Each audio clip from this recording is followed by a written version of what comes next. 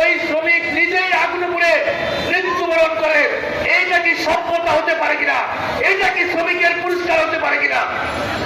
এই কারণে বলেছি, কর্মস্থলের শ্রমিকের জীবনের নিরাপত্তা এটা হচ্ছে একটা মানুষের জীবনের অধিকার, মৌলিক অধিকার, জীবনের শ্রেষ্ঠ মৌলিক অধিকার। কোন মানুষকে কর্মস্থলের কর্মের নামে, তাকে চাকরির নামে, তাকে মৃত্যু কূপে ঠেলে দেওয়া যাবে না। কারণ শ্রমিকের মৃতদেহ দিয়ে শ্রমিককে আগুনে পুড়ে ভবন দেশে কখনো কোন দেশে শিল্প উন্নত হতে পারে না, কখনো শিল্প তার সভ্যতা হতে পারে না। আজকে লজ্জায় বলতে হয়, বাংলাদেশের শ্রমিকদের কর্মস্থলে যতটি শিল্প কারখানা চেক করা হবে, প্রতিটা শিল্প কারখানায় আজকে শ্রমিকের কর্মস্থলে নিরাপত্তা নাই, জীবনের নিরাপত্তা নাই। এরপরে আসে কারখানার ভিতরে সাংবাদিক ভাই আছেন, সরকারি গোয়েন্দা সংস্থা আছেন। আপনারা যান কারখানাগুলির ভিতরে, একদিন পুরো দিন থাকেন, সেখানে তাপমাত্রা ভয়াবহ আকারে সহ্য করা যায় না। বাথরুম অপরিষ্কার পরিচ্ছন্ন, খাবার খেতে হয়, খাবারের পানি খেতে হয়, অনেক বাথরুমের বেসিন থেকে খাবারের পানি আনতে হয়। অনেক গার্মেন্টস কারখানায় খাবারের জায়গা নাই, তাদেরকে ছাদের উপরে রৌদ্রের মধ্যে কাকে পক্ষী যেভাবে খায়, সেখানে কারখানার সিঁড়ির মধ্যে তাদের বসে খেতে হয়। কেন শ্রমিকদের প্রতি এত অবহেলা? কেন শ্রমিকদের প্রতি আজকে এত নেগলিজেন্সি?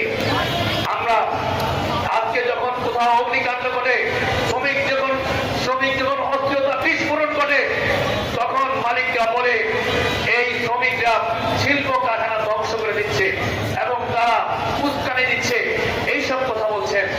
আজকে বাংলাদেশের শিল্প মালিকদের উদ্দেশ্যে বলতে হয়, আপনারা শুধুমাত্র টাকা চিনেন, বিদেশে কিভাবে পাচার করতে হয় টাকা সম্পদ সেটা বুঝেন, আপনাদের ছেলে মেয়ের নামে গাড়ি বাড়ি ব্যাংক ব্যালেন্স বুঝেন, কিন্তু আপনাদের শিল্প কারখানায় যে শ্রমিকেরা কাজ করে তাদের প্রতি আপনাদের কোনো হৃদয় বৃদ্ধি নাই, মানবিকতা নাই। আপনারা নিষ্ঠুর ভাবে শ্রমিকদের কাজ করতে বাধ্য করছেন, যার কারণে শ্রমিকরা যখন কোনো বিস্ফোরণ ঘটে তারা অস্থির হয়ে যায়, চঞ্চল হয়ে যায় এবং তারা রাস্তায় নেমে পড়ে। আজকে আমাদের এই রাঙামাটা দিবসে আজকে আমরা বলবো, আবারও কর্মস্থলে শ্রমিকের জীবন নিরাপত্তা চাই এবং এই বিচার করতে হবে, স্পেশাল ট্রাইব্যুনাল গঠন করতে হবে এবং একজন শ্রমিকের জীবনের মূল্য 46 লক্ষ টাকা এবং তার পরিবারকে মাথা গোঁজার ঠাঁই দিতে হবে। একই সঙ্গে আমি শেষ কথা বলবো, আজকে বৈষম্য বিরোধী আন্দোলন হয়েছে, এই চাষারা শহীদ মানের সামনে মজিউজ্জামান নামে একজন শ্রমিককে পিটিয়ে হত্যা করা হয়েছে, মামলা হয়েছে, অনেকে আসামি হয়েছেন। সারা বাংলাদেশে বৈষম্য বিরোধী আন্দোলনে 640 জন শ্রমিক বুকে রক্ত দিয়েছে। এখন আজ জুন মাসে জাতীয় বাজেট হবে।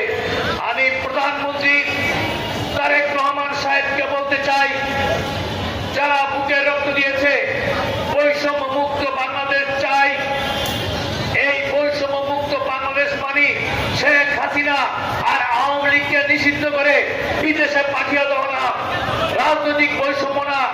আমরা যে শ্রমিকরা শোষণের শিকার হয়েছি, এই শোষণ থেকে শ্রমিকদেরকে বৈষম্য শিকার হয়েছে তার থেকে মুক্তি চাই। আজকে বাজেট হবে, এই বাজেটে 8 লক্ষ টাকা কোটি টাকার বাজেট হয়। বাজেটে আজকে 42 রকমের ভাতা আছে, প্রত্যেকটা মন্ত্রণালয় আছে, কিন্তু বাংলাদেশের কর্মজীবী শ্রমিকের আজকে 4.5 কোটি শ্রমিকের তাদের জন্য কোনো খাত নাই, তাদের জন্য কোনো ভাতা নাই।